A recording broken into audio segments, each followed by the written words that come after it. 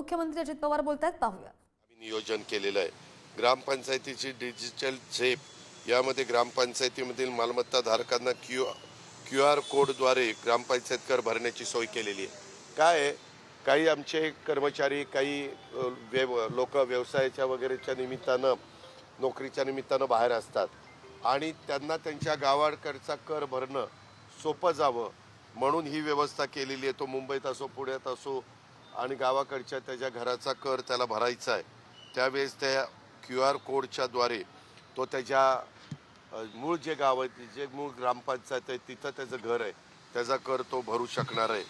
त्याचबरोबर जिल्हा परिषदेमध्ये व्हॉट्सॲप चॅटबोट तयार करण्यात आलेला आहे आणि त्यात नागरिकांना जिल्हा परिषदेमध्ये आणि जिल्हा परिषदेचे उपक्रम, जिल्हा परिषदेचे बाबतची पण माहिती आणि जिल्हा परिषदेच्या उपक्रमाबद्दलची माहिती, योजनांची, याबद्दल तात्काळ माहिती उपलब्ध करून देण्याच्या करता आपण व्हॉट्सॲप चॅटबोट तयार केलेला आहे.